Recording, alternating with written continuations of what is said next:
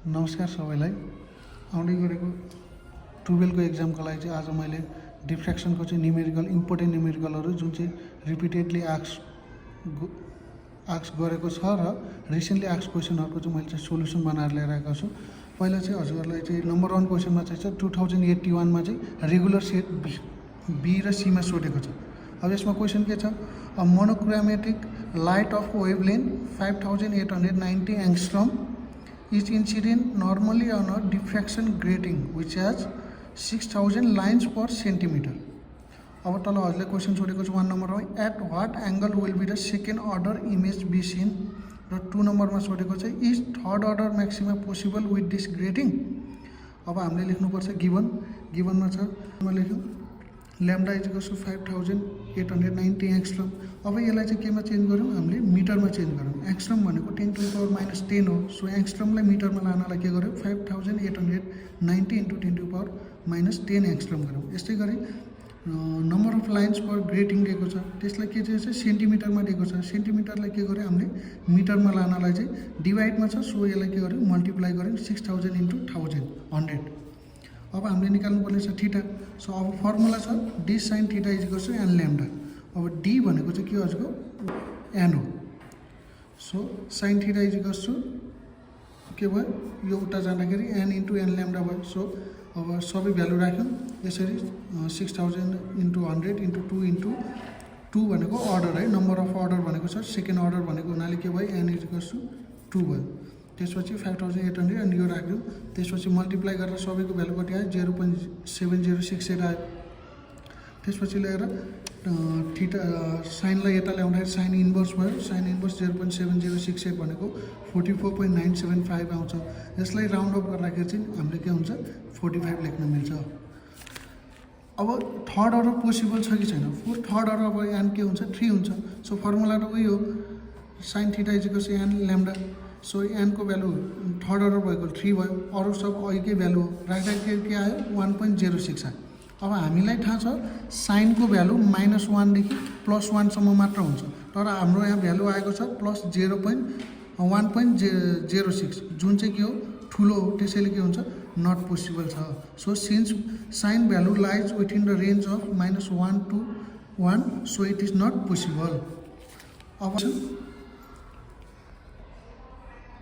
Next question जुन चाहिँ must ask question हो 2081 सेट डीमा पनि सोधेको छ, 2080 मा पनि सोधेको छ, 2076 ग्रेड इम्प्रुभमेन्ट एक्जाममा पनि सोधेको छ र 2076 सेट बीमा 4वटा एक्जाममा चाहिँ लगातार सोधेको छ यो क्वेसन रिसेन्टली। अब यसको चाहिँ सजिलो छ क्वेसन के छ, how wide is a central diffraction peak on a screen. Peak on a screen 3.5 metre behind भनेको चाहिँ यो के हो क्यापिटल डी हो। On behind on 0.01 mm slit भनेको छ। यो स्लिट भन्नासाथ ग्याप बिट्विन भन्नासाथ हामीले चाहिँ के बुझ्नुपर्छ यसलाई डी हो भनेर बुझ्नुपर्छ। Illuminated by the 500 nanometre light, यो के भयो वेभलेन्थ भयो। अब लेख्यो हामीले D is equals two 0.01 mm। यसलाई के गर्यौँ मिटरमा लानलाई 1000 ले डिभाइड गर्यौँ। सो के भयो 0.01 इन्टु 10 टू पावर -3 mm। यसै गरी distance between screen and slit के छ 3.5 mm छ र ल्याम्डा भनेको कति छ 500 नैनोमीटर छ। नैनोमीटर भनेको 10 टू पावर -9 हो। सो के गर्यो मिटरमा लानलाई 500 इन्टु 10 टू पावर -9 मिटर। अब जो हामीले वेट अफ स्क्रिन निकाल्नलाई फर्मुला छ X is equals to X भनेको width of 2 lambda D by D छ। 2 नै भयो, ल्याम्डाको value 500 into 10 to power -9 into D भनेको 3.5 मिटर र अर्को स्मल डी भनेको स्लिट स्पेस भनेको 0.01 इन्टु 10 टू पावर -3 र यसलाई क्यालकुलेटरमा हान्दाखेरि 0.35 मिटर आयो। यो चाहिँ अलिकति फोकस गरेर गर्नु होला, यो क्वेसन एकदम मस्टली आस्क क्वेसन हो। यो क्वेसन छ 2080 मा 80 को ग्रेड इम्प्रुभमेन्ट एक्जाममा सोधेको छ, त्यसै गरी 2080 को रेगुलर सेटमा पनि सोधेको छ। अब यो क्वेसनले के भनेको छ,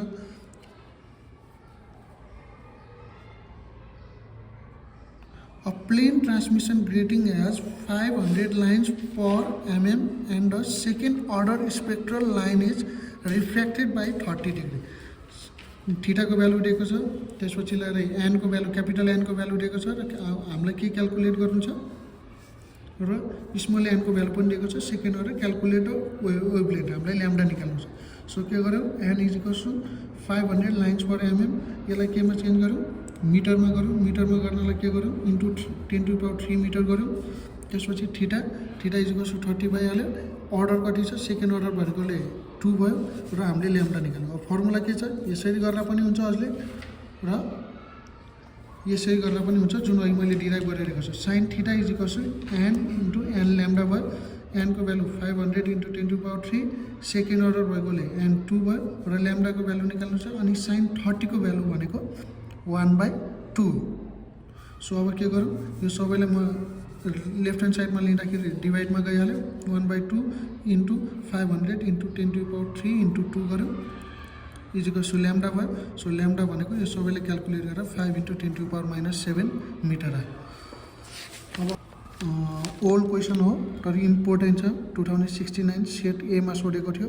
a diffraction grating has 400 lines per mm and is illuminated normally by monochromatic light of wavelength 6000 angstrom. Calculate the grating space and the angle at which the first order maxima is seen.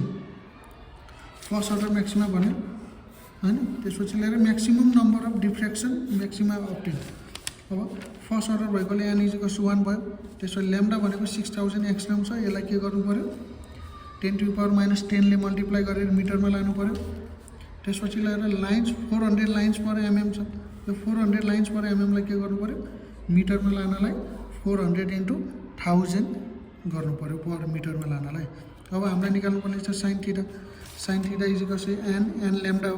So first order भएकोले N को value कति आयो 1 आयो र डिफ्रेक्सन greeting भनेको कति छ 6000 into 10⁻10 छ हामीले भर्खर गरेको छ। त्यसैगरी ल्याम्डा भनेको के छ 400 इन्टु 1000 छ। So sine theta is equals to यो सबैलाई मल्टिप्लाई गरेर कति आउँछ 0.24 आउँछ र हामीले यसलाई ल्याउँदाखेरि राइट ह्यान्ड साइडमा लेख्दा साइन थीटालाई ल्याउँदाखेरि के भयो साइन इन्भर्स भयो। साइन इन्भर्स 0.24 हाल्दाखेरि क्यालकुलेटरमा हामीलाई 13.38 देखाउँछ। सो थीटाको भ्यालु आयो। यो त अघि युजुअल गरे जस्तै क्वेसन हो। अब मोस्ट इम्पोर्टेन्ट क्वेसन भनेको चाहिँ तल छ जुन चाहिँ के छ म्याक्सिमम नम्बर अफ अर्डर कसरी निकाल्ने भन्ने छ। So for maximum number of diffraction के हुन्छ theta is equals to always 90 हुन्छ। सो के भयो फर्स्ट अर्डर भनेको छ अघि माथि क्वेसनले पनि भनेको छ first order. So N is equals to कति भयो 1 भयो है। अब D sine theta is equals to N lambda. D भनेको 1/n हो।